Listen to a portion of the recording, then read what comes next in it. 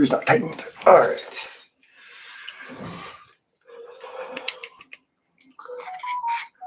What I really should do is I think one of the serious things to put on my agenda for this year coming up streaming is I have to, get over my technological ignorance. Either I'm gonna have to, get someone to teach me exactly how to run this, so I can have guests. Hey, great, Anzik. Always eager to see you say whether or not the sound's working or not. I think I want like one of those things where you start out as like basically the streaming host, and you can like preload front screen, back screens. So as I'm prepping everything, could actually get like a little animated or just drawing with some voiceover at the start, and then that way I could test my own sound before we go live because it's going live and I could just listen to a different device. So that would be a smart thing to do. But also, it's like there's part of me that kind of thinks that maybe I should just get someone else to run the live events for me, like just make themselves available. Get a few friends who can make themselves available for Sunday, and you can pay someone, I guess. And and this would be someone who actually already understands the technology. So then they would be essentially the host. It would still be on this channel. Nothing would move. But then I could immediately jump to, assuming that I have someone who actually has expertise here, I can immediately jump to doing things like having guests and more interesting content here up front for you guys. So that's one of the things I want to do. I feel like just leaning on the webcam is lazy at this point. I've been doing it what was the name of the software I was using? This OBS. Yeah, I was using OBS, and OBS just, despite my setting everything up according to like a YouTube tutorial, it just stopped working. And I tried the tutorial a couple more times. It didn't work. So either something wrong with the laptop I got it installed on, or I think it's far more likely that my ignorance is kicking in here. So I'm going to get that a little bit stronger. I'd like to improve that a bit for next year. One of the other things I'm going to be doing for next year, I posted this online because I realized I've been wanting to take some of my old educational notes and stuff and turn it into an additional, I guess, channel would be the term. An additional channel. So there would be this subheading. So this would be a host for an as yet undecided length of number of videos of short lengths, 5 to 10 minutes, on simple, almost abstract concepts that would allow creators to make better comics.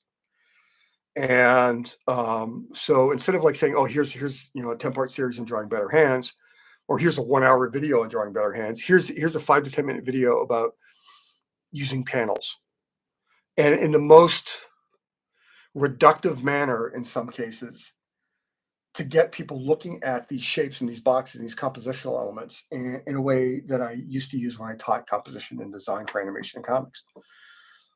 So it would be very much about understanding how many boxes you're literally playing with when you're making a comic. There's the box shape of the page itself, and that page could either be one page, or that box is a double spread, right? And the panels you stick inside that page are also boxes, and the relationship to the other boxes on the page matter. And it helps your storytelling. It helps the way you think about page layout. It thinks about the importance of the space that you're giving to a comic page and the information you're putting on it. Sometimes your hands are tied. Sometimes you got to draw a big picture of a boring image because the information is so integral to the story. So you have to include that. But a lot of times you can finesse a page so that it's visually dynamic, even on first glance, and doesn't interfere with the storytelling. I think most of us are old enough to remember the excesses of the 90s. Well, some of us are old enough to remember the excesses of the 90s, where it's like they would have like double spreads that you have to turn the book sideways for no reason other than the artist wanted to draw a double spread that was sideways, twice as big, and you could sell it for twice as much money because it's a big splash page that's twice as wide. I mean, that's how terrible it got at one point. And also, it was like the fun part about drawing this the other day was I dug out I found it. I found one of my parallel pens. And I had forgotten where it was. I had forgotten it for so long that the ink had dried up inside the cartridge. See if it's still here. We go. Okay, yeah. So it took about a few hours of soaking just to get the ink flowing again. But these things are amazing pens. It's like you can do fine line work, hatching. You can do like weird shape lines. You can get like scratchy, rough, brushy type things happening. They're just crazy line makers, and they're like almost random. And it was Bill Sienkiewicz turned me onto this. I mean, some of the stuff you can get from this is reminiscent of a lot of artists used to draw with razor blades. If you guys are interested in seeing that, I can actually pull out pick up some razor blades again and show you how that technique works. That would be more like a session where it's like I'm just going to show you a bunch of different techniques, or maybe you'll do drawing with a razor blade and a parallel pen or something like that, just to show you a whole bunch of different tools that no one seems to ever use. So, yeah. So this is coming next year, and hopefully better production on the streams themselves. Plus, I also I kind of oh my god, I gotta tell you, my life has been hell since September. I think some of that's come out with like canceled streams and health issues and some vague booking. But it's the last quarter of the year has been not good. So I think I would have gotten some of this sorted by now had I not had my plate so full. But yeah, so those are the two things I'm looking at for improving on the stream. Oh, they are just great pens. Pilot makes great pens. I want to get some of the finer ones, but I think drawing with those. I used to have the orange one, which was narrower, and I broke it. I didn't realize how fragile the tip was on these pens. I accidentally broke it, and I haven't replaced it yet. But this is my favorite one so far because it can go so fat. I think it's a 0.6. No, it's a 6 millimeter. I think they go up to 10. I keep you wrong. But yeah, these are fun tools. Fun tools. Oh, and also I'm gonna talk about this. So there's with the death of print, as as everything dies slowly. Magazines are going through this weird kind of thing where it's like they're far more likely to put out these specials and make real good money on these than an actual periodical. I mean, this is an $18 magazine Canadian, $15 US. It's a magazine. It's not even a book. It's a magazine. What, maybe 100 pages? 98 pages. If we count from like 6, 5, 4, 3, 2. Oh my God, they're counting the front cover of the magazine as a page. So that's 98, 99, 100. It's literally a 100-page magazine for $15. But the reason I bought this one the other day, or the previous week, I think I showed this before, is the wonderful thing about this is it's in their best interests to find photographs they haven't used before. It's either new photographs of archaeological elements or people in cosplay or new art showing like, I mean, they have to do people in the boats, knickknacks, jewelry, archaeological finds. They do reuse a lot of material.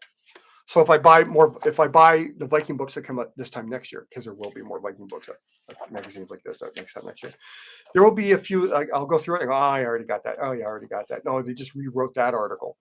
But there's going to be new pictures like this.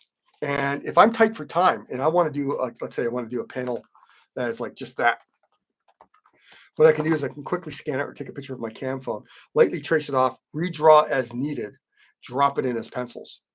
And that would save me hours from like plotting out the. I mean, this is the reason I think I've talked to you guys about it before. I have a higher end wooden longship being built. My son, I convinced him to do it. I think he hates me a bit for it, but because it's turned into a much bigger job than he thought it was going to be. But he's building me a wooden longship, so I'm going to have the wonderful benefit of like, oh, I need this weird angle on the ship moving through the water like this. I can literally hold it in my hand, play around with my camera until I get the exact angle and perspective I want for my drawing. And that's when you use photo reference, about 80% of the drawing. That seems like a lot. But you realize your initial lines usually do most of the drawing anyway. But the guarantee with photo references, those initial lines are accurate, which saves a huge amount of time. but then you still have to do drawing. Like if you're just tracing a photograph, you're not, how to put this, you might as well just drop the photo in, because you're not adding any of your own vision. It's like you're not changing the shadows, you're not moving the perspective at all, you're not moving the camera, eye level, horizon element. It's like photo reference will only get you most of the way. You still need your drawing ability and your knowledge of perspective and everything else to manipulate your reference so it works better for the comics. Because I don't think, I mean, I've seen artists who literally photo reference everything. And I know there's artists out there who are essentially just re-rendering their photo reference. They do so many, look at all these boats, like all the long ships, especially all the long ships with the people standing on for proper scale. But yeah, if let's say I wanted to do literally this panel, and I just scanned it and I moved it into Photoshop, and then I carefully traced every little detail, and I dropped it in my comic book. Now, first off, this is an image that's moving right to left. So already it's moving in the wrong direction of comics. Comics are left to right. So I could flip it. Okay, well, you fix it, flip it. Well, that's already changing the reference. What if in here I need to focus on a key figure? Well, that's not in the photograph. So I have to draw that. Is he interacting with the rope here going up to the sail?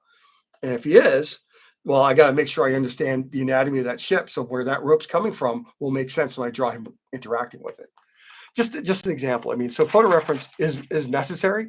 But anyone who relies on photo reference or thinks that that's the job, they have no idea. But yeah, I got a lot of times you'll pick up art from other areas. But it's like, look at this. I don't think I saw this in any of the other stuff I got in Norse mythology from reference. Lid of a cremation urn. That's pretty cool. So if I ever have to draw a cremation urn, there we go. And he goes through all the runes, more photos of the boats in the water. That might. Okay, that's definitely 3D. Could be photo bashing. I don't think it's AI though. I don't see anything in it. It could be AI. You know, it could be AI. I'm dreading when everything is like, you buy a magazine like this and half the stuff is just AI. I'm so afraid that's we don't have legislation for it yet. Still, there should be preemptive, like we should push as a culture. We should push for a preliminary hearing to stop any commercial rollout of AI branded material. Literally, you cannot make a product with it right now for profit, because everything, they don't know the consequences of any of it. And they're just running it like, well, we'll just roll with it because we rolled with everything else.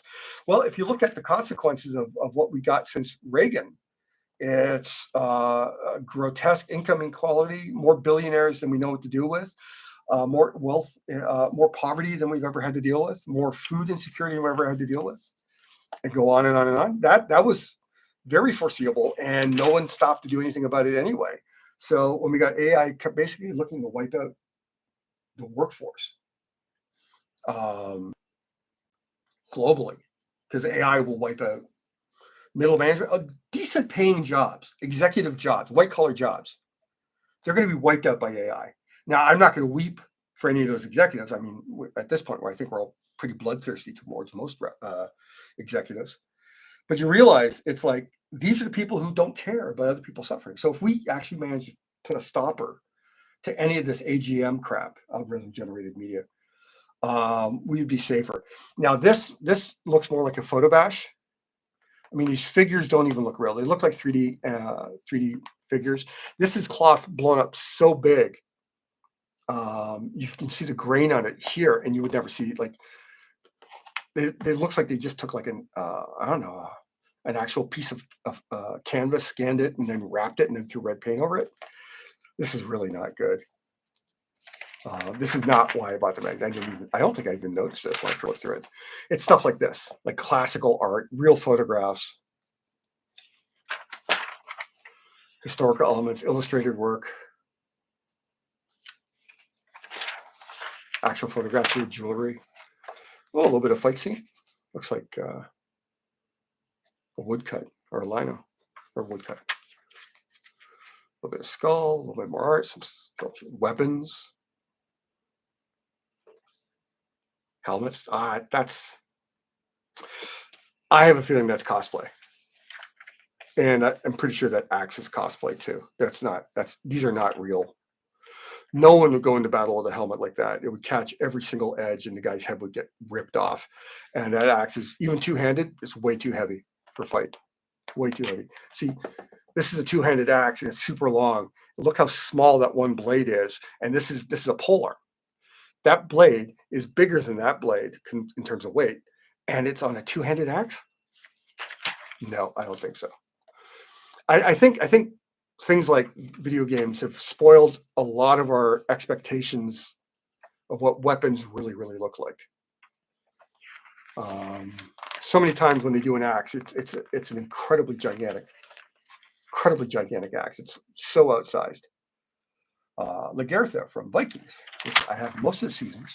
I didn't get the last couple because I kind of fell out of love with the series. It seemed like they had like 2-3 seasons where they didn't know where they were going.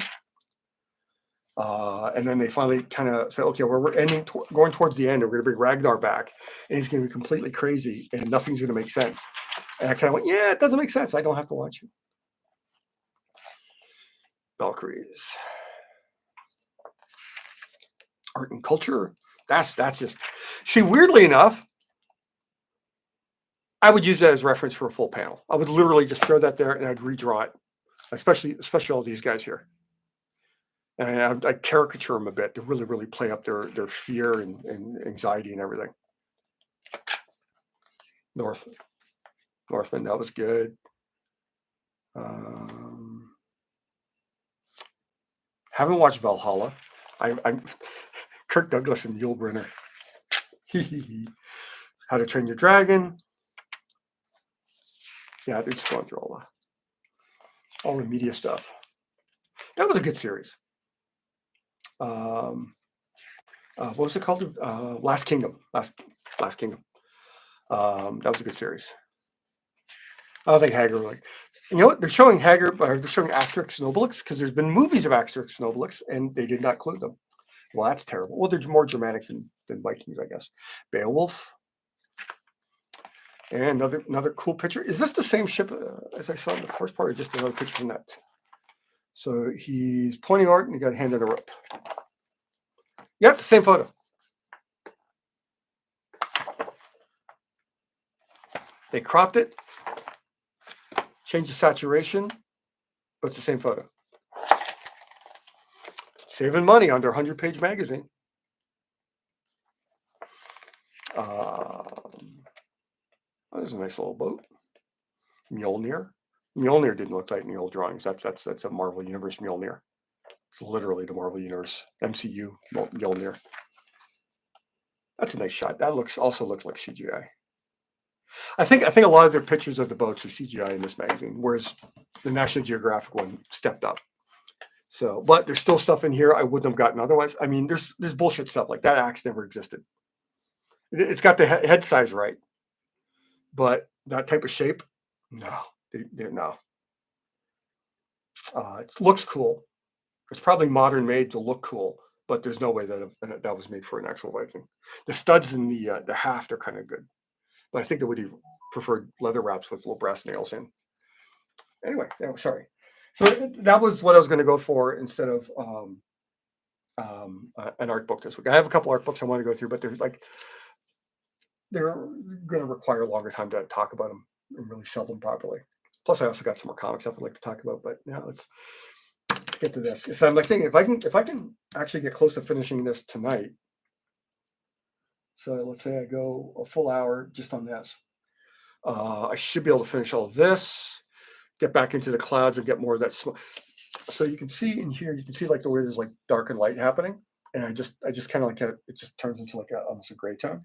I got to build those shapes out to make it look like the smoke is billowing and flowing out. So that's what I got to do on that.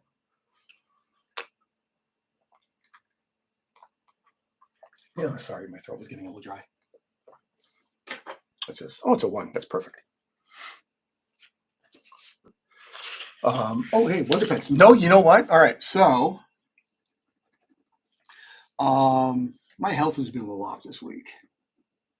I'm on a few meds for some stuff that got discovered in August. Don't want to go into too detail about it, but it's nothing life threatening right now. But it's like it's still you have to take meds. And this week my sleep, or actually last week my sleep started going south. I was waking up way too often, and having a hard time just building an appetite. And there's some fatigue during the day, other stuff that was kicking in. It was like, just like, what the hell is going on? So I went and saw my doctor, and my doctor was like away at a lecture. So I had to see a resident from the clinic, and they didn't really want to do anything. It seems to me that residents at clinics, they're there to mark the time, filling in spots for doctors, but they're not going to make a decision because a bad decision could probably negatively affect your career at this level. So I kind of understand their fear around that. But it basically meant I had a doctor's appointment with nothing other than the most banal advice for what to do around my sleeplessness, nausea, and appetite issues. And you can see that it's actually just a little bit I did kind of like actually put more shapes in there. Yeah, so to the point, with that happening over the last 2 weeks, I still haven't been able to go to Wonder Pens. I am hoping this week might not work. I might go next week. I'm anticipating a little bit of time next week because I am starting to feel better from what happened this week. But so I think I should be able to go to Wonder Pens. Don't know if I'm going to buy that one. Now that I found the parallel pen back, I don't know if I want to. I want to play with that pen a lot more than picking up the ballpoint. I think I talked about it a while ago because they had a really attractive ballpoint there. It's like a $260 one. Looks really attractive.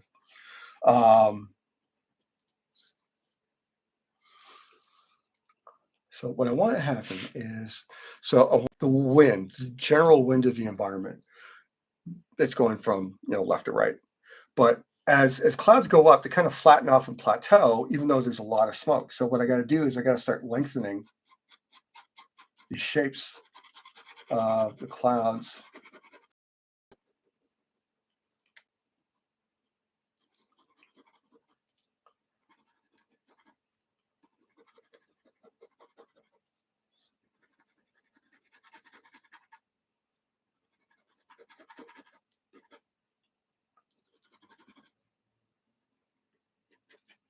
I'll allow this to be a little darker here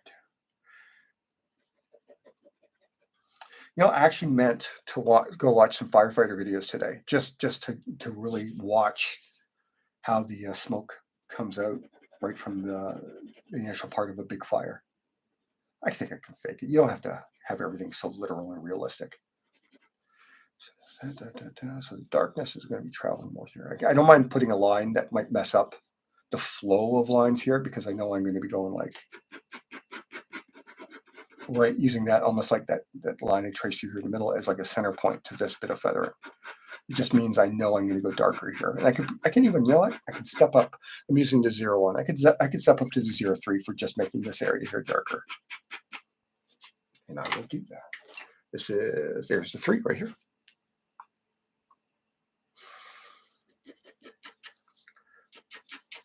With all the lines I've already laid down, because so many of them are different lengths, line widths, length widths.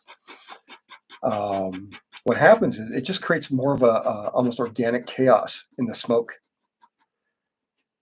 because some of the lines are legible. And what I might even do, because that might be effective too. After I do this, what I might do is I might mask part of it off and then lightly hit it with some of my rubber stamp stuff, which I haven't had to use for a little while yet. But a little bit of rubber stamp work, just drifting off, would feel like that smoke breaking up.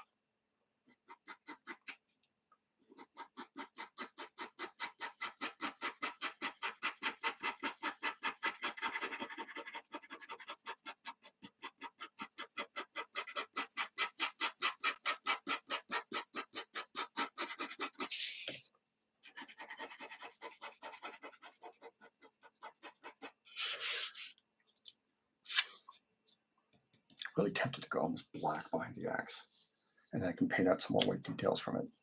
I think that would work.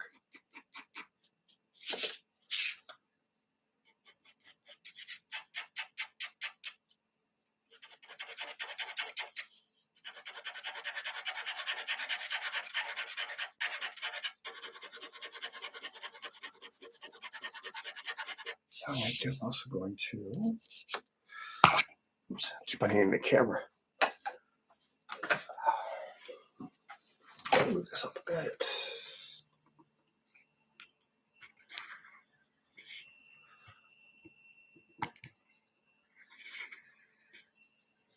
There it is, over there.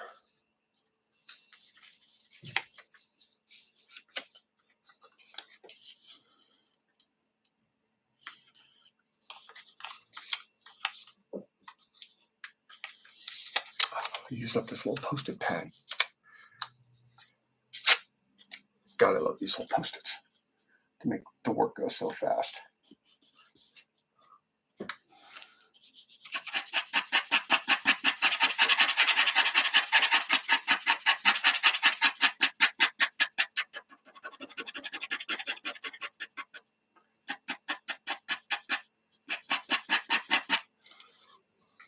Something else in here I wanted to put in.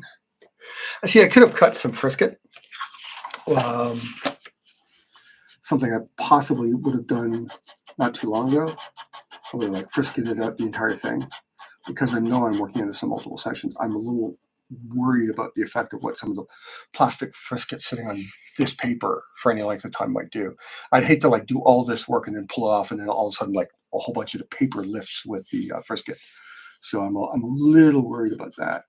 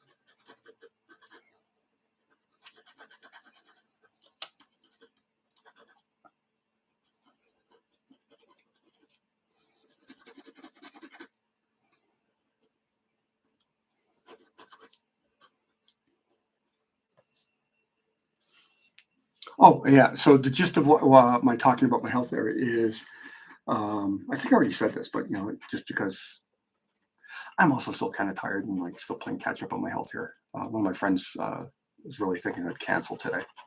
I already canceled too much this, especially this last quarter. Yeah, so I'm hoping to go to Wonder Pens maybe next week. With the holidays and Boxing Day, it might. I mean, I hate just first time going to a store on Boxing Day, and then that's when I buy something.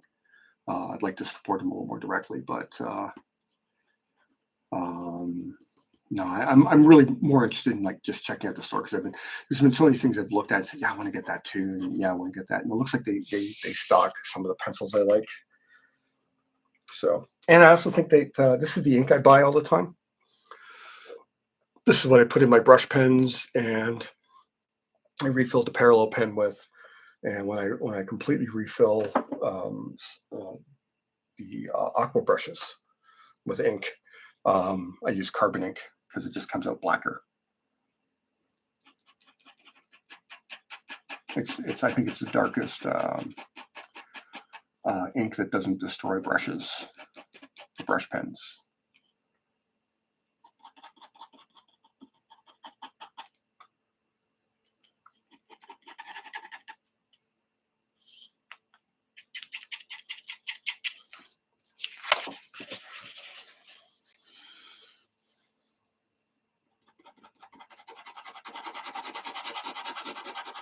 Part of the reason I'm jumping around, I find that not staying in one area of a piece of work for too long keeps you from boredom is not the word I want to use. By jumping around, it forces me to see the piece in stages multiple times. So like I was working down here with like where the fire is and the buildings are burning. Then I jump back up to where I'm just dealing with like a value gradation up here at the top. I think I want to actually go.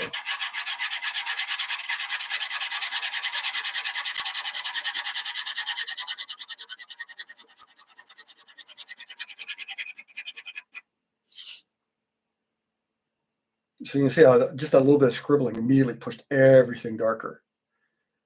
So that's one of the important things. A lot of people, like, we moved away from a crosshatch world to like an open line world in comics because they want the colors to do everything, which is, I got to tell you, when pencilers stopped rendering and inkers stopped having to render all those damn lines that all those pencilers used to throw down and drive them nuts. As soon as that happened, they should have reduced penciler pay and increased colorist pay. And I'm not saying that because I color my own work. I think it's incredibly unfair how much of the heavy lifting in comic art these days has to be done by the colorists. I mean, they're full artists on their own. They're only now starting to get credited on the cover. I mean, I was talking to my preferred flatter and how he's going to get credit in all my books that he flats. And he was like surprised by that. That shouldn't be a surprise situation. It should not be a surprise situation. Yeah, so every time I jump around, it forces me to pull back from the whole image and see the relative values. Now, what I want to do, I'll expose some of that blade now that I got the foredge kind of rendered up too. So you can see it goes black there. What I'll probably do is I'll bring the whole level of dark to that level. Make sure there's no lines that are messing up the silhouette of that axe. That can happen quite easily. And then what's very likely going to happen right as I finish this, I'm going to go super fine white pen or brush and just do an outline around it, and it'll break it away from the cloud cover in the back.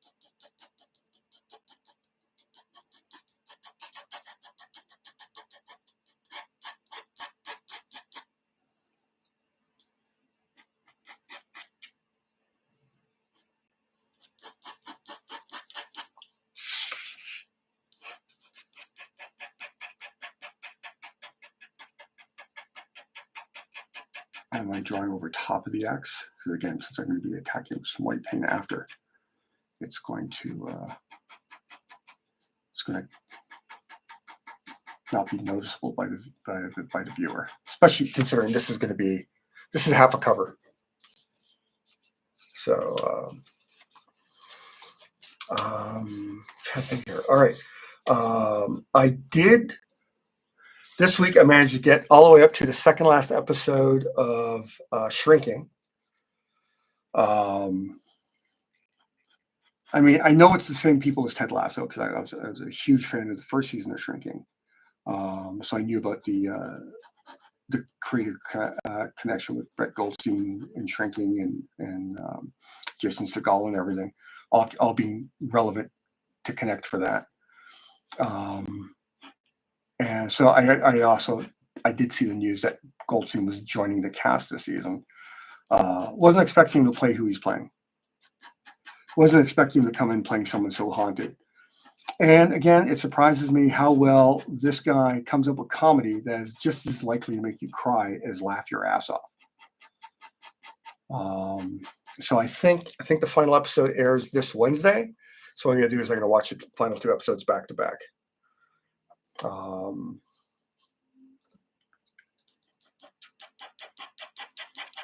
Do some scribble over top of the fire here. And I'm gonna do some white paint going into it to make it look like it's more active. Do some splatter and stuff too. So black's coming through here, so I want that there. All right.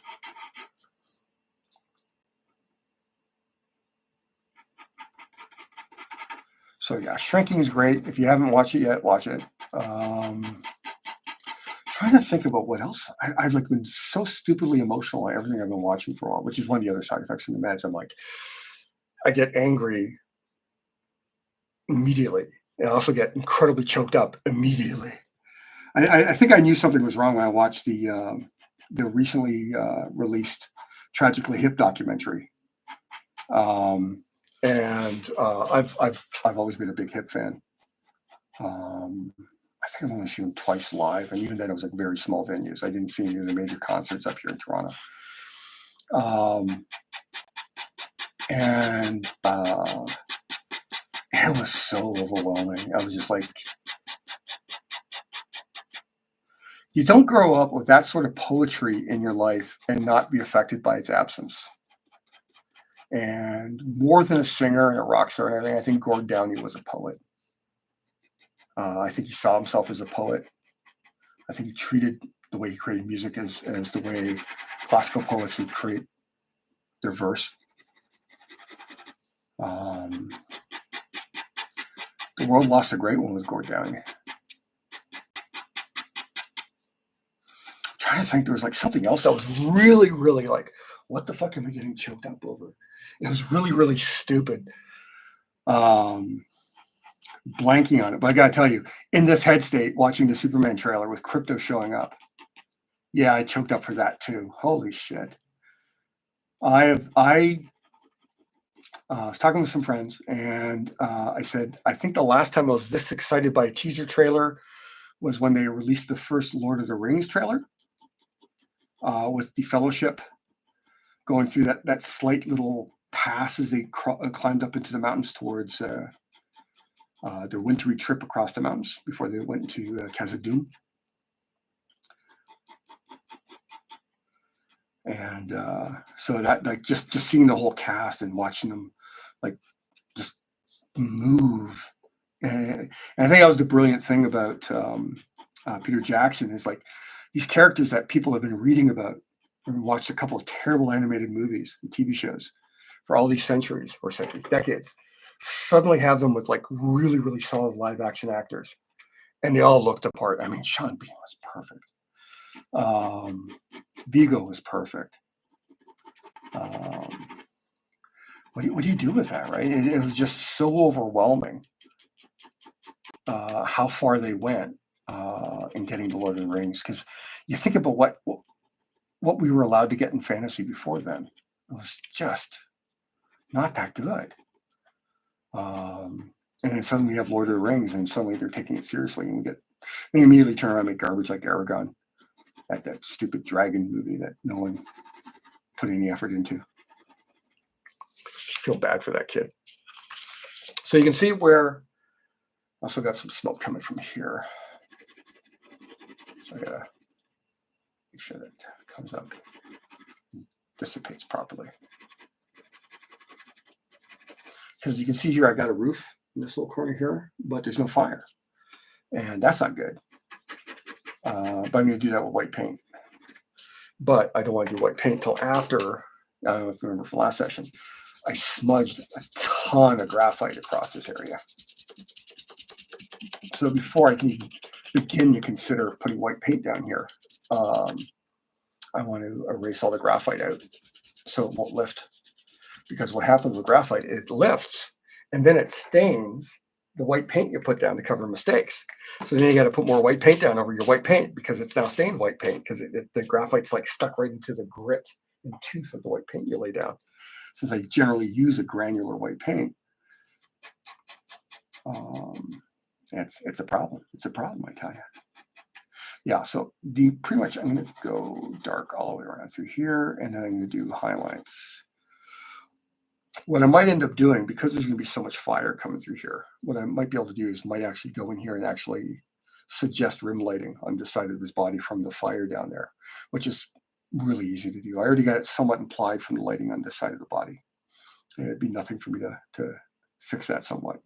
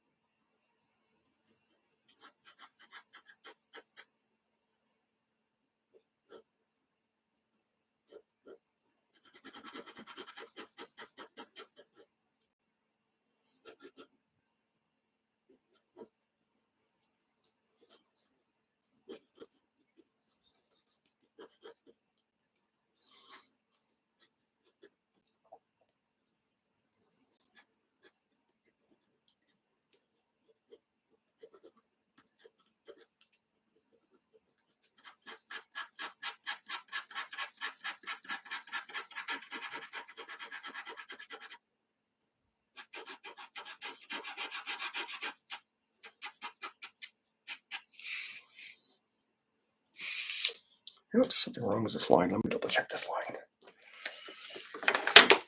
It's bothering me a bit. It feels like it's wandering in the wrong direction.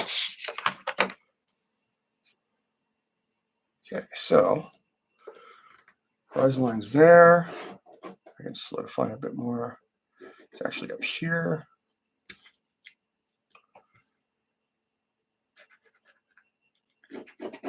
There we go. All right, so that's where the ocean is. The line must have moved about a bit.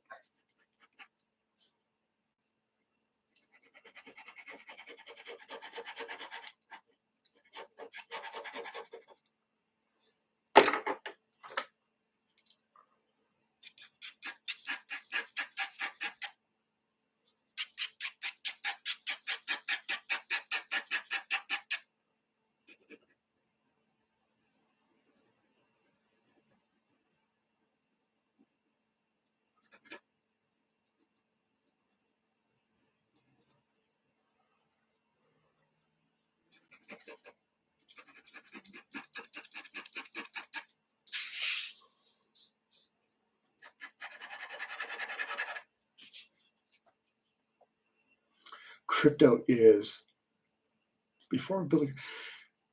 Oh, you know, I've seen the trailers for it, and I've heard next to no word of mouth, which is a little weird nowadays. It's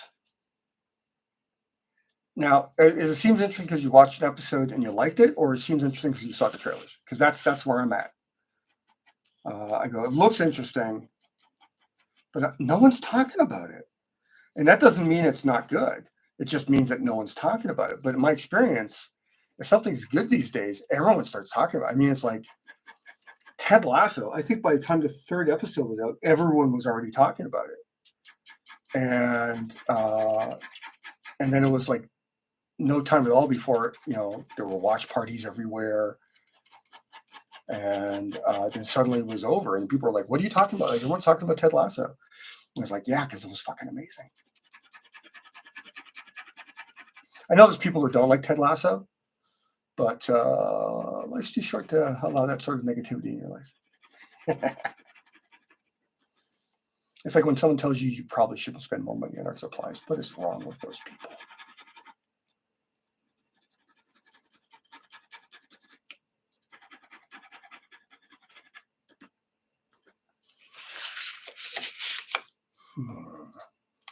Now, there's part of me that kind of wants to go and do more lines there because that's how I'm wired. But I'm thinking maybe that's the spot to do an initial test with the rubber stamp. I'll actually not be able to find the actual stamp pad. I have a bunch. I bought a couple of smaller ones initially, and I wasn't happy with them, so I bought a big one. Well, the first one that shows up is the smaller one, so I'm going to have to remake it. I haven't used it in a while. Where is the big one? It's around here somewhere. I haven't done like a major cleaning again, the last couple months being so hellish. I haven't done a major cleaning in my studio for too long.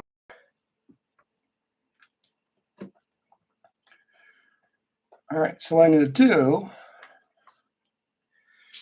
right here in this upper corner, I got like this. This is the very first, and it's also the finest grit. DPI. Wow, that's kind of perfect.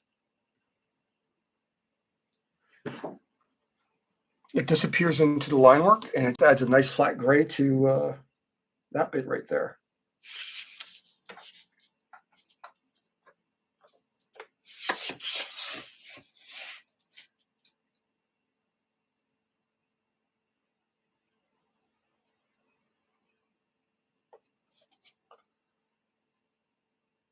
Oh, that's doing exactly what I wanted to do. That's great. I'm going to put a little bit more dark here.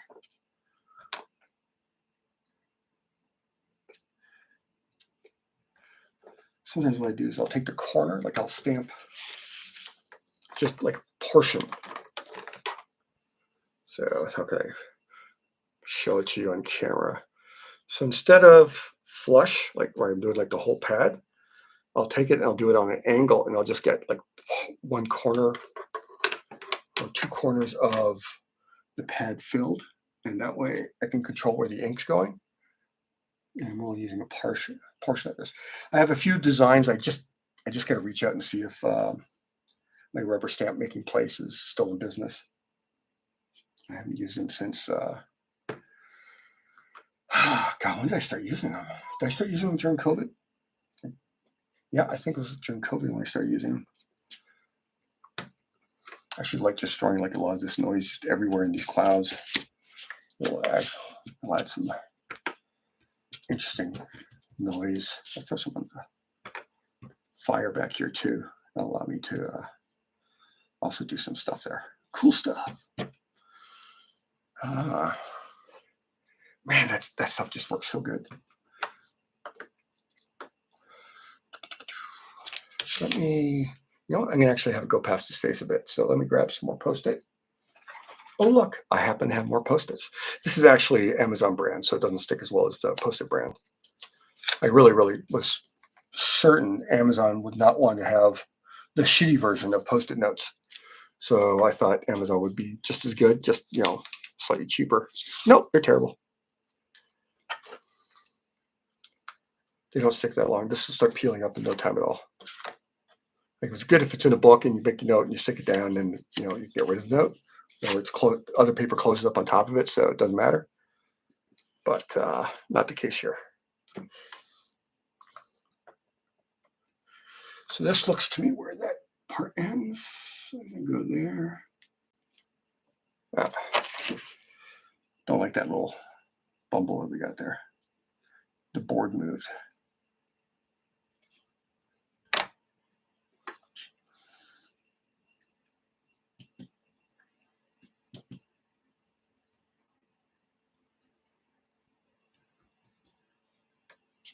So I have a couple of roundish ones that I've designed that I just mentioned already. Problem is, because I haven't made them, so I haven't verified that my stamp maker is in biz. What I do is I take a couple of Post-its, and so here's the sticky side, here's the non-sticky side. So what I do is I just kind of like rip out loosely, kind of organic shape.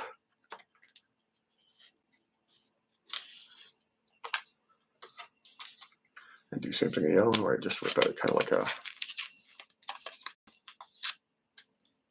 somewhat organic shape.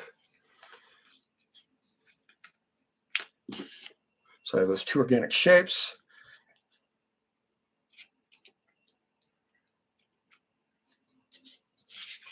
And by the masking effect of the paper being that much thicker, it allows me to create kind of like a type of noise that wouldn't exist otherwise. And then as soon as I go in with like either a combination of white paint or some more black line work,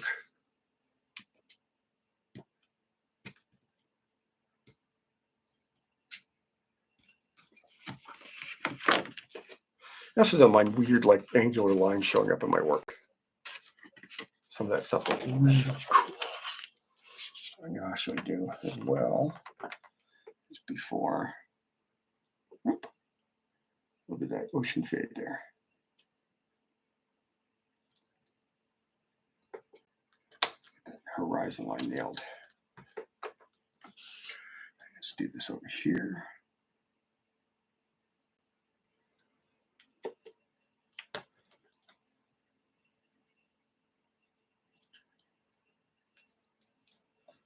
Just a little bit of noise going down into that. God, I love my rubber stamps. I really got to use them more often.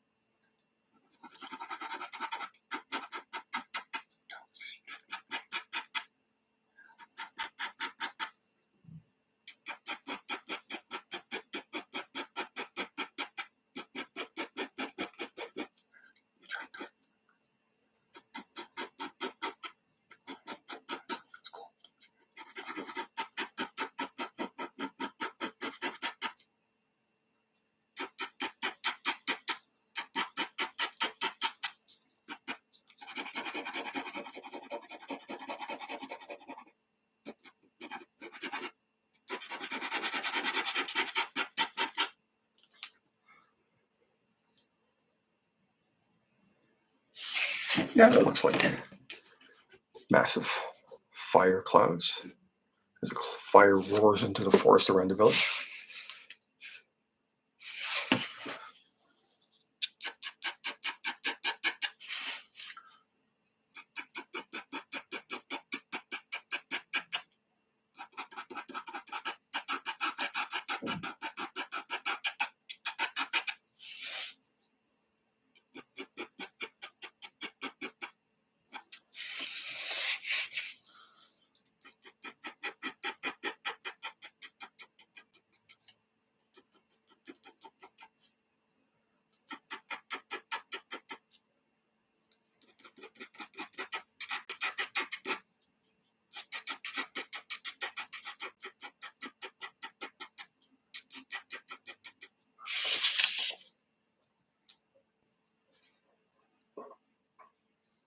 They're in Bluesky and shitter.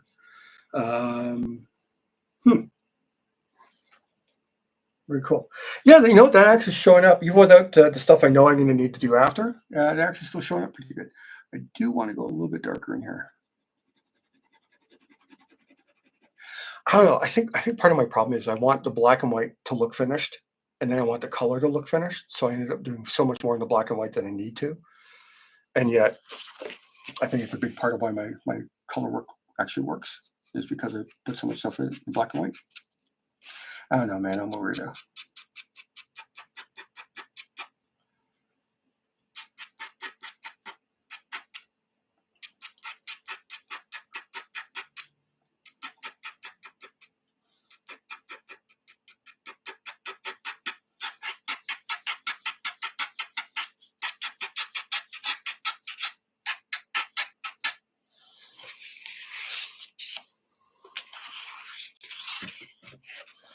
Some of these decisions might end up, in terms of like how dark I'm going to go in certain areas, some of these decisions might have to get put off a bit until I got a better sense of how everything's completed, because I know it's going to drift off into nothing here. And in fact, there's going to be an island here.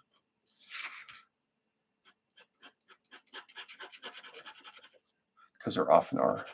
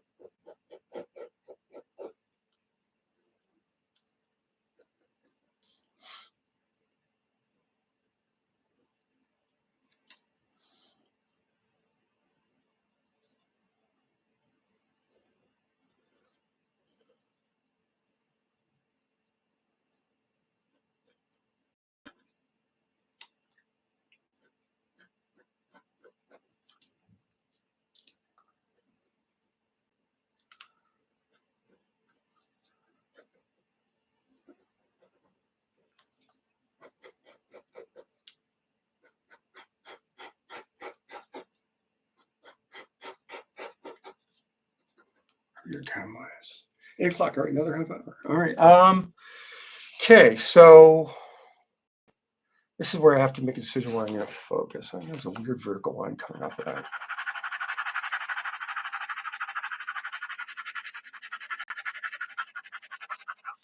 There we go. That's better.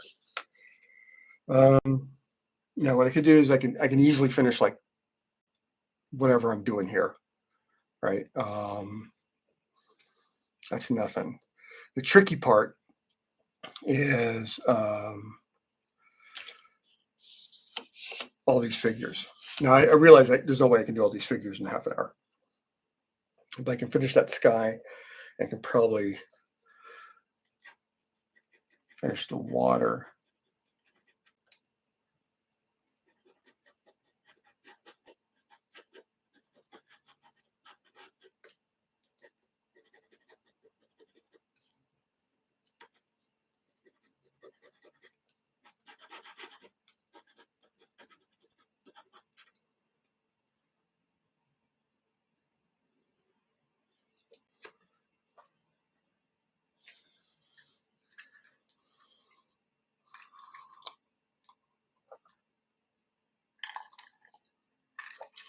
Dry throat again.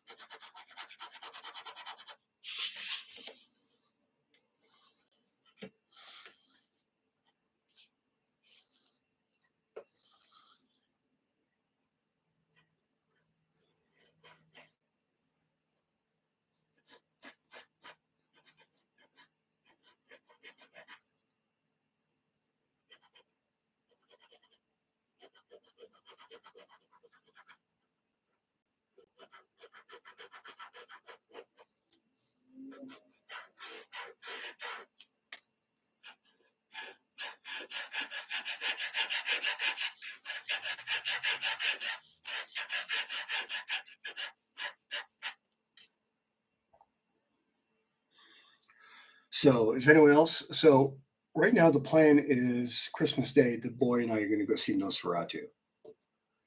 So anyone else that committed to vampire movies to see one on Christmas Day? I'm really excited to see that too.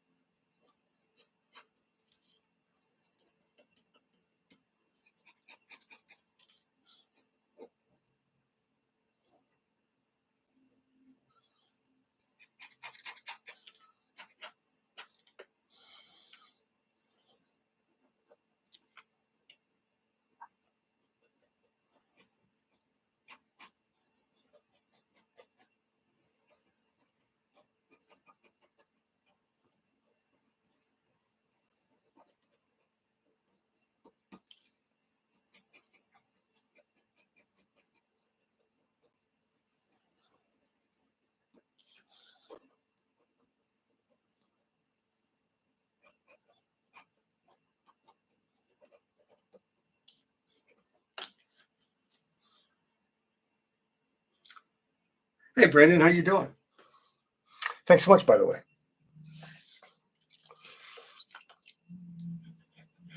I wasn't sure how many Viking ships I wanted to throw in here. I think one for now. And might see initially I was going to just do them on the horizon, but now the smoke's coming across a lot more nicely, and I got this island coming back here. So I figured just a one coming in. So all shore here. So I can actually, I think I have another one in here. They got to come in close enough to shore, so it's going to be blocked off by his cape coming over. But if I'll take some time. I'll plan it a little bit, or I'll actually probably draw it and light box it in to make sure I get it right. I'll have a long ship like right here, right in towards the shore, right near this dead guy's head.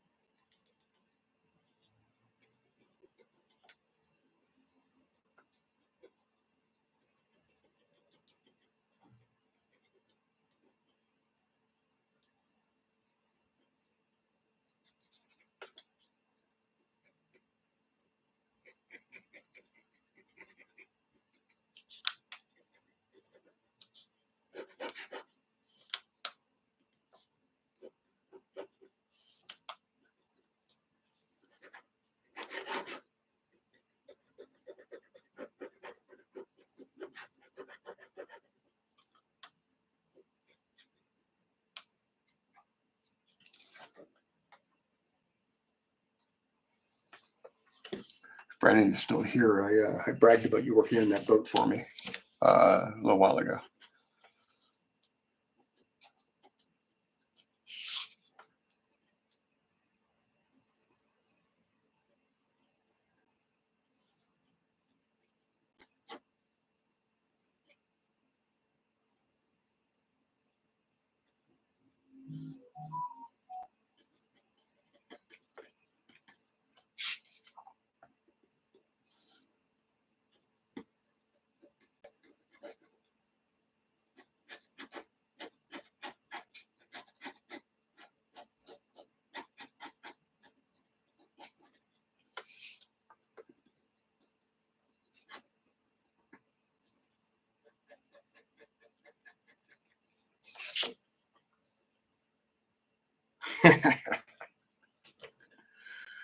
Aw, shucks. Garsh.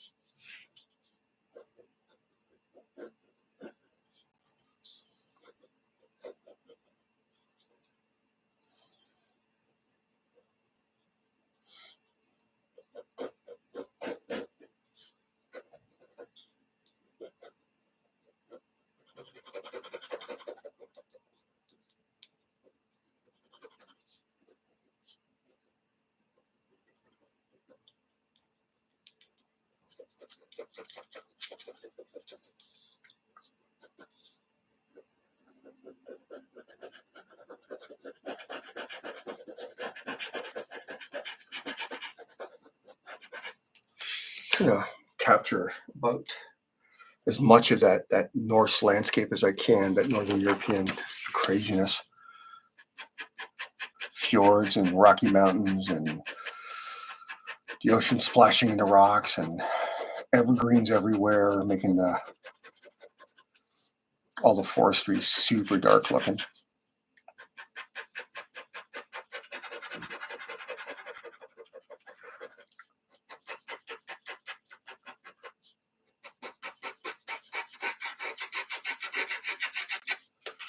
I also have to do like some of the. I have to go back on white paint and do the breaks on the waves for all this. You're getting kind of like a nice gray tone, but there's got to get some white caps in there, even subtle ones, just to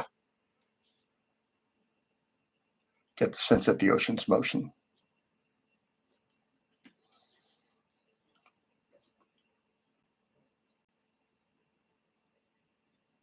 Also, if you like the Superman trailer, there's a good chance you'll enjoy Creature Commandos. I've been watching. It's only 4 episodes out, right? I thought I was just going to watch the first couple episodes. I ended up watching the first 4. It was that good. Oh, what's here? We're considering this round two. Oh, here we go. Depends on the rest of the family. There are some early morning screenings. Yeah, that's. The boy and I want to see as early as possible because I think he's making roast stuff for Christmas dinner with his mom. So I'd like him to be able to not lose any of the time for that. But it, you know, if it's a family experience that you're going for, it might be too intense a movie. I'm hearing that um, the adherence to practical effects was and meant that Lily Rose Depp was doing all their physical stunts physically, so there's no like weird 3D animated figures running around. And so apparently she spends a big chunk of the movie like writhing in agony as she's being psychologically tortured by the vampire. And it's hard to watch. And to the point where Edgar's himself reduced the amount of takes he'd do on a scene because it was so clearly physically exhausting for the actress. So yeah, it sounds like another. Oh my God, he put everything, and he got these actors to put everything into the movie thing for Edgar's.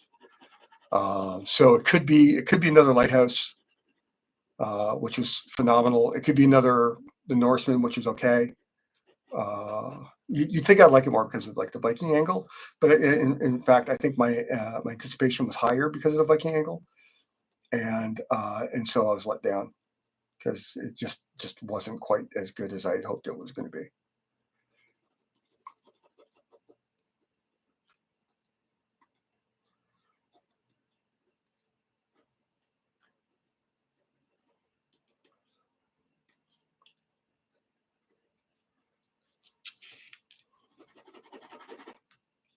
Something like pine trees, isn't it?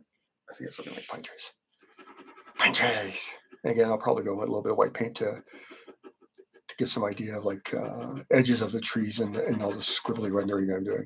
This.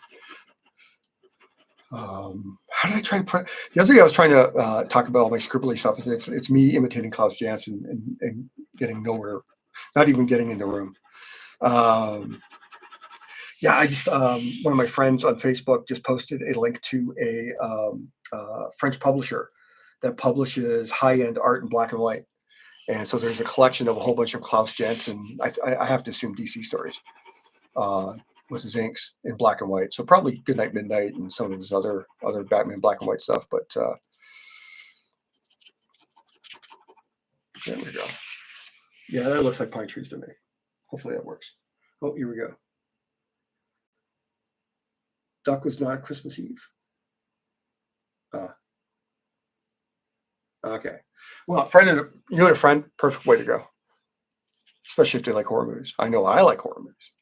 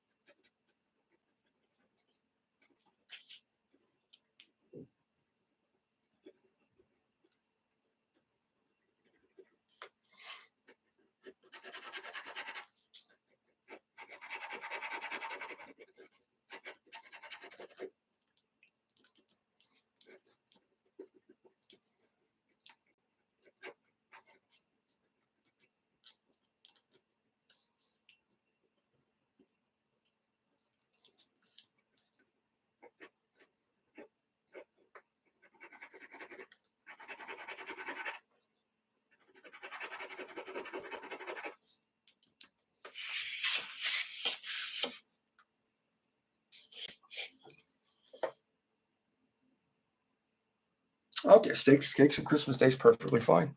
I like steak. Are we still doing steaks, Brendan? I know that's what we talked about, but if you wanted to swap out from steaks and you're doing steaks on Christmas Day, we can do something else. As we plan our Christmas together on a live stream.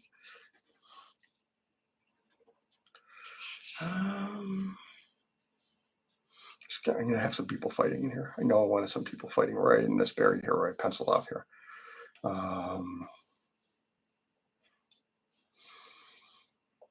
So I think this is just the guy who got shot in the back. Now the question is, all right, we're at 8:17. Bark.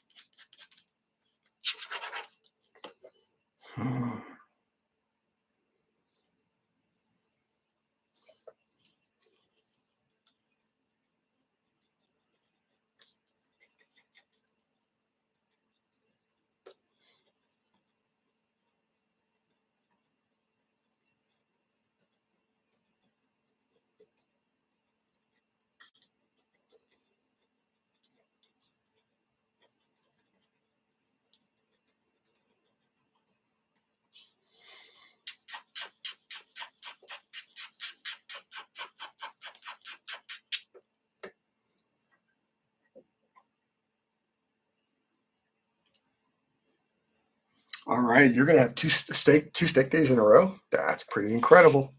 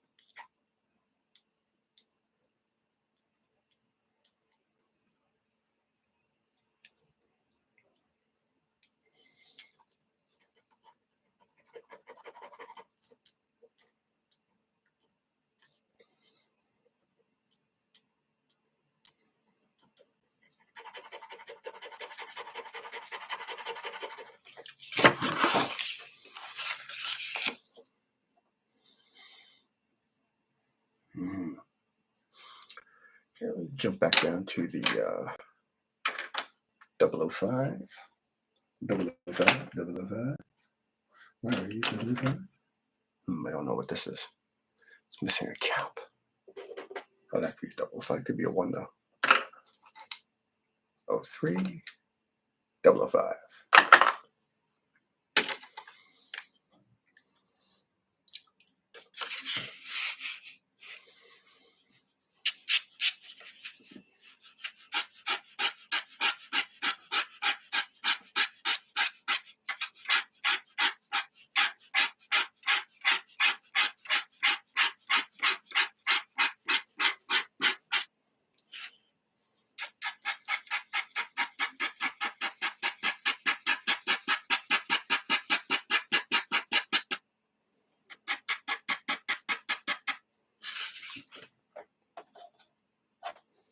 I don't want him have like a ghost ring around his head either. So I gotta make sure it feels like, so I can do some highlights.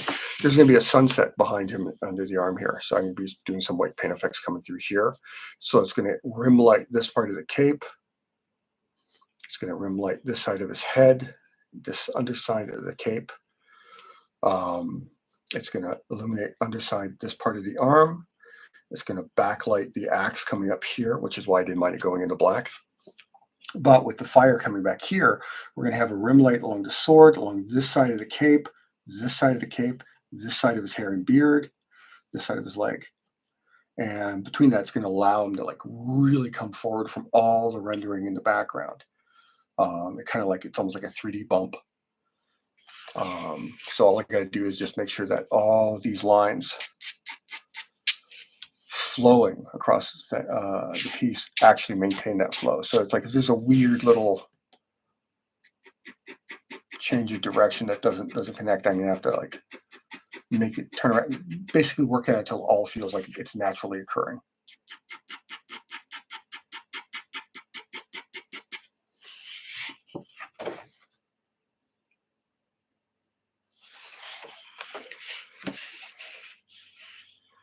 So the sun's gonna be coming through here, so I'll get the angle right. And again, I don't mind line going in front of the axes or any of the foreground elements, because I can, if they show up that strong, I can kill them a bit. I can push them back, or I can paint them out at whatever's needed. And I'm still trying to keep like the idea that the way smoke kind of breaks up into smaller and smaller, thinner, darker patches as it gets blown away. That's what I'm trying to do here.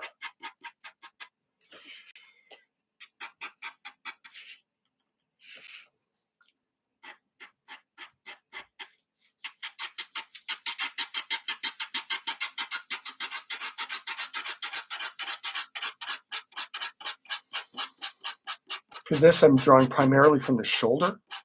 It means that the movement of my arm is a lot more predictable. Now what I'm going to do here is I'm going to take some of the, I want to go a little darker here. And I don't want to interfere with the axe that heavily. Oops. Keep banging my headphones on my camera.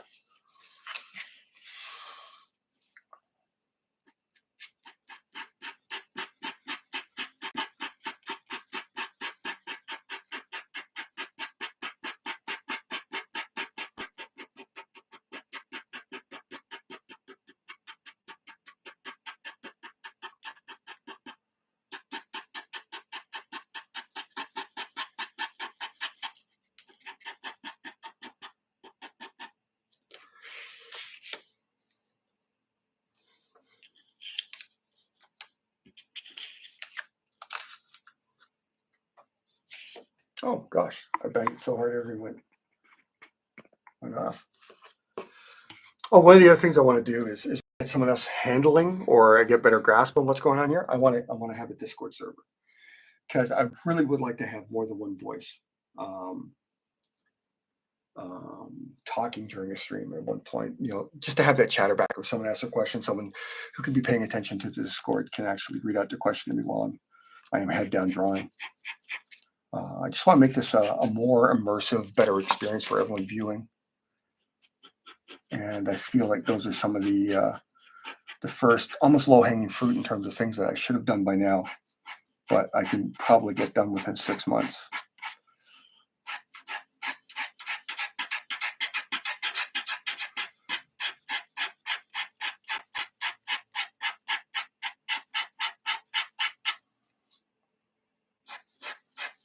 Yeah, I got some lines coming across the axe here. Some of them don't matter. Some of them, a little bit of white paint, and they're gone, and the axe is suddenly all the way into the foreground again.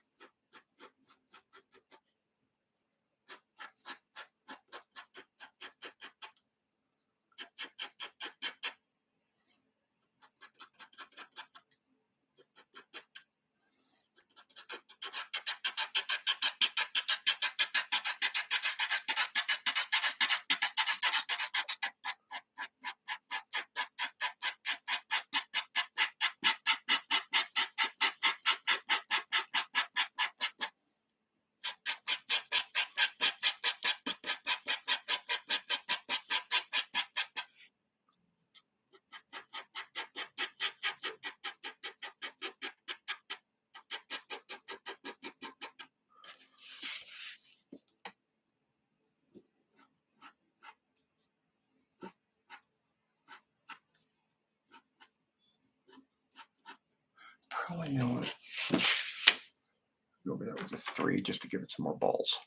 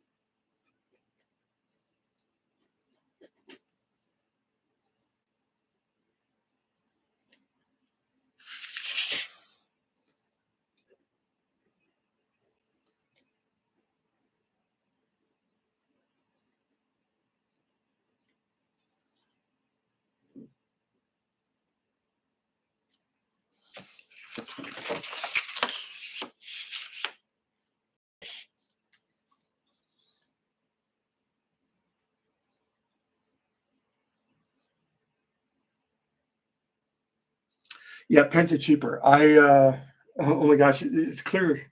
X88. Follow me on Facebook. I literally, I was talking to a friend of mine from Indonesia who uses manga nibs, and she swears by them. And I don't think I've ever used manga nibs, but I used to use when I broke in. It's like everyone was recommending Galatz, Hunt 102s, so I had all those, and I wasn't a fan. Was not a fan of those classic dip pens. But I understood how good they were, so I worked with them. But really quickly, the quality of both the pens and the paper that we were having access to as artists was dropping. And I noticed at first in the Marvel stuff, I was cross hatching with dip pen stuff. So I was using some of the Galots that I used to prefer. I can't remember which ones they are. Some people ask me a number, and I'm like, oh God, I only used them for like a year or so before I abandoned them.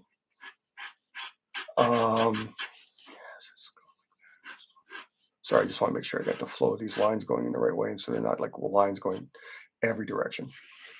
I might even do some like dry brush white paint on top of that just to get it to feel a little bit more organic, like there's some like cloudy type dust in the air.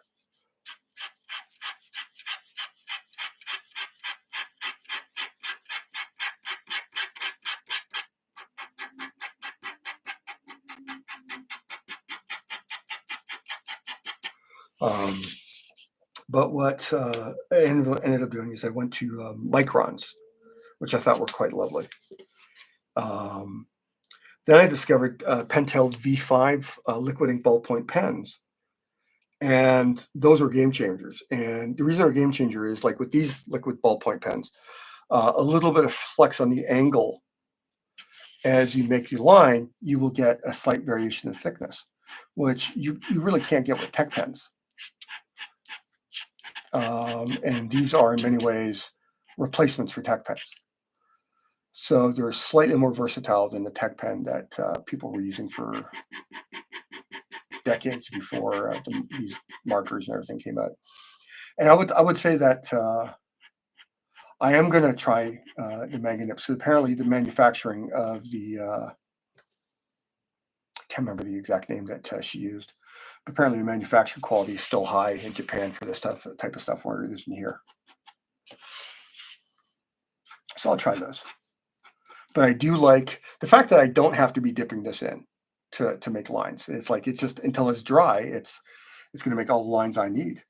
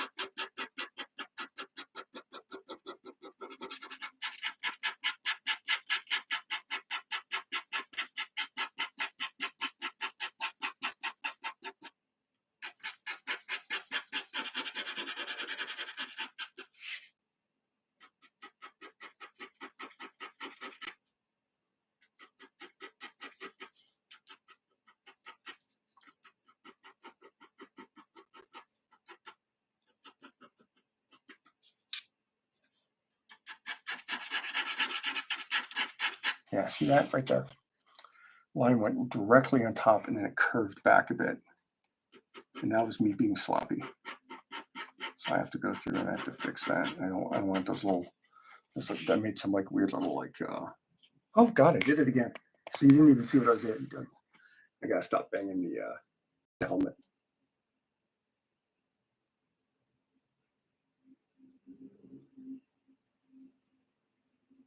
Yeah, sorry about that, actually. I gotta put the camera up higher. I was trying to get close so you can see the work, but I keep banging my head into it. How's that?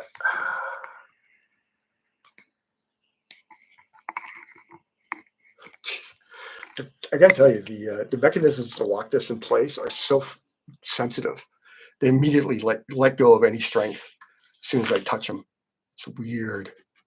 I'm sure there's a reason for that, but weird to me. I just want things to hold in place.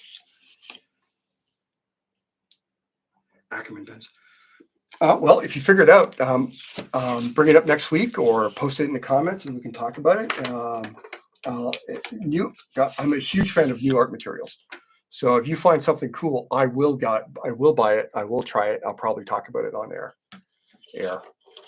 as if I'm broadcasting. I guess technically I am. It just feels goofy. All right. So how are we doing time wise? We are past 8:30, so it went a little bit long. Hopefully that's not too much of an issue. Although I did get I think it's a fair lot done. I got a lot of corrections I got to do in here. I'll probably do that during the week. And I know there's a lot more stuff I want to do in here. So I think what I'm going to do is I'm going to leave all the bodies here, just this part here, like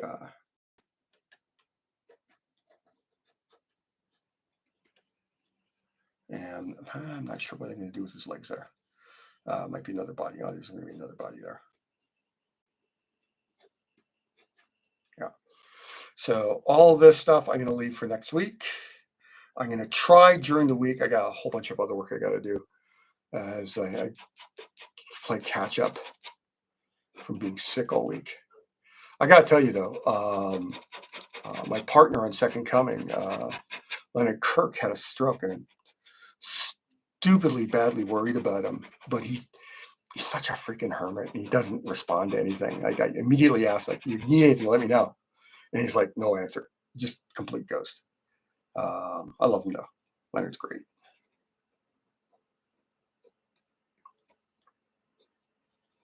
Some more black rocks in there.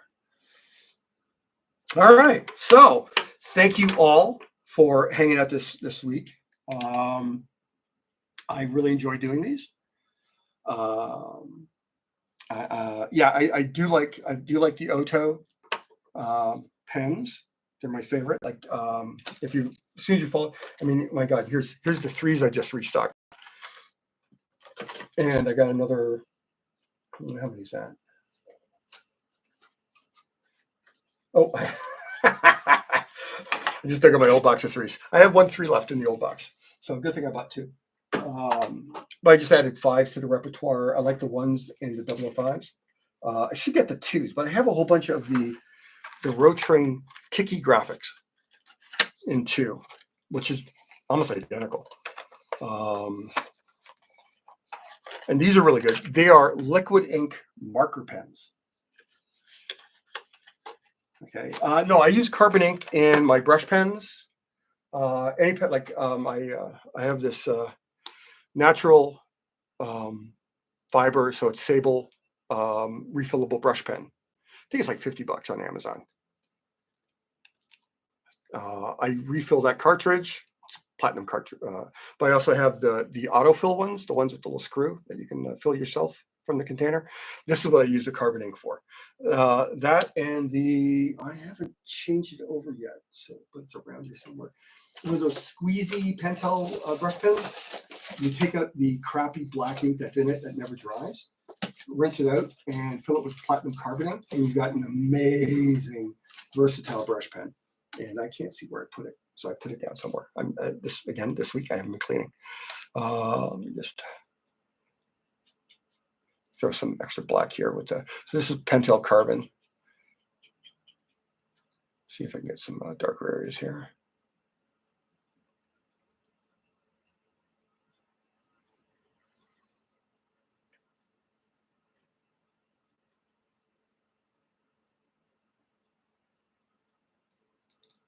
Yeah. All right. Any refillable pen that should be able to use carbon ink with. And to my experience, there may be a better ink out there yet, but I haven't used it yet. As soon as I use a better ink, of course, I'll be talking about it like crazy because I'm like, I mean, I talk like crazy about everything that I like using, so I want everyone to use it. All right, so I think I got a plan. I'm gonna finish the fight scene and the wreckage here. Maybe some of the fire coming off the buildings here, going into the clouds there. Just that on top of the other work I'm gonna do. And then next Sunday, I'll see if I can finish all these. It's like what 7, 8 bodies at this guy's feet. I don't think I'll be able to do cleanup after that next week, but it should be done right after then, and then it'll be the homepage for the We Bring Only Death Zoo placeholder page. So I'll be able to start pointing people at that. So that'll be good. And I'm really excited. Oh, also one of the things I was telling a friend of mine about one of the stories for Coven Tales from the Witch House, and I initially said I was really disappointed because it's one of my favorite ideas, but when the campaign looked like it was just looming incredibly quickly, and we still hadn't received the books back from Korea to ship out. I was like, okay, our window for production is really, really shattered now. So that's why I decided to push the next Coven campaign to next October. But as a result, that means the final story, which is called The Wake, which is it's a story entirely told from the point of view of witches' familiars. And I get to add that back in. So the book just got a little bit bigger just because I realized, oh, I can fit another 12-page story in. So I think it's 12 pages. Yeah, so I'm really excited. I'm really excited with how this is turning out. As soon as this is done being inked, I'm going to send it to my flatter, and then I'm going to do crazy colors on it because there's going to be like sunset here, so it's backlit. I'm going to have all the color lightning effects. I'm going to have all these different Frazetta type colors in the sky because I can. I'm going to have all the orange and fire coming across here. Sunsets over here. He's going to be being hit with blue light. So this orange light's going to be underlighting the smoke clouds. So I'm going to be doing some like little white point rendering in the clouds. You'll see, and the rim lights and everything. The blue light at him, completely surrounded by fire in terms of light source. He'll pop like crazy. He'll be this cool dark figure in the middle of this piece. So yeah. All right. So in the interim this week, feel free to follow me here, subscribe and like. If you like and subscribe, it means more people see my work. And if more people see my work, eventually I can monetize. I think I'm like about a couple of years at least from that. I think you need 1,000 followers. I only got like 125, and you need 4,000 hours of viewing time in 1 year. And I think I'm maybe 2. So I'm way off from that. It's going to take something really like there's apparently a tipping point that happens when you about 2, 3, 4 years of doing a YouTube, where people just kind of go, "Oh, there he is," and they start following you. So I'm hoping for that. Not going to hold my breath for it, but I'm hoping for it. And then on top of that, when you get monetized, apparently you make next to nothing unless you got like hundreds of thousands of followers. So this is not my retirement plan. I just, if what I can do is I can turn around and say, okay, I'm going to pay someone to be the moderator and just like, so they get all the YouTube money. I'm cool with that. Right. And in fact, a friend of mine floated the idea of like what he might do is he might start a business where he hosts people. And because he doesn't know if he wants to stay in his job. And what he'd do is he'd just pick, you'd have 7 nights a week and he'd open a slot and he'd charge a flat fee and he would host for artists or interviews or whatever. He'd do all the tech work and he would host for that night. So I think it'd be like $100 a night. So I'm pretty sure, it makes no money. So $400 a month is kind of, but if it would make it a lot easier, it means I wouldn't have to cancel when it's like, oh, the sound's terrible. And if I disconnect, everything's off. Right. That stuff. So hopefully that won't, I just want, I want to have like the best possible experience for you guys and myself. So, and X8, if you want to help happen, that's great. So there's like and subscribe here. For more direct support, I have my $1 a month Patreon. It hasn't been hugely active again because the last 3 months have been terrible. I have put up work that I haven't been able to share elsewhere, but it's usually a lot more work going up there. So that's $1 a month. I think I have 3 $25 a month memberships that are for the 111 by 17 commission a year. They're all coming up shortly. One of the people suggested he may want to roll it over into another one immediately after. So there might only be 2 openings. But that's one of the things I like to do, because I mean it's a lot of money, asking, just one simple figure, $300 US. That's a lot of money. I would be doing something like this involved, so that's like $25 a month. At the end of the year, you get 11 by 17. That's cover quality. So that's why that benefits there, and it means people can get a big piece and not feel that immediate, like, 'cause I see what other artists charge. I mean, I just it seems the end of the year, all the comic art collectors start posting their best gets of the year, and I'm seeing people posting like $5,000 Jim Lee 11 by 17. And I mean, there's that part of me as an artist inside goes, geez, I wish, but there's also that part of me like, fuck, I can't afford that for a commission, right? Who the hell are these people? And it is part of me. It's like I do want to charge enough so I can make a living at this, but my God, I get at some point you might get famous enough and popular enough that you have to charge that much because everyone's just going to flip it. But oh my God, those numbers are staggering. But anyway, so to avoid people getting hurt by dropping all their money at once, that's why I started doing the $25 a month thing. So I think there's 2 that go off right out in January, and then I think the 3rd one goes off in February. And so that's when I'll make announcements when they're opening, and of course I'll be sharing the pieces when I do them there.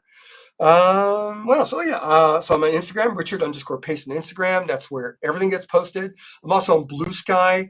Bluesky is getting popular because I have picked up hundreds of followers in the last week, and it's because X is dying, because most of them have been sex workers. Still, Bluesky's fun. And what else? Am I forgetting something? Oh, you know what? You guys, you have an amazing week. I hope you have a wonderful Christmas if you celebrate. I hope you just have an amazing holiday week if you don't. And so next week, I'm planning to finish this. So that'll be the last stream of the year, because it'll be on the 29th. Not sure what I'm doing New Year's. I think last year I actually streamed on New Year's Day. So I'll know by Sunday what I'm doing. Okay, everyone, thank you so much for coming out and supporting me. It means so much to me. Love you all. Talk to you soon. See you next week. Good night.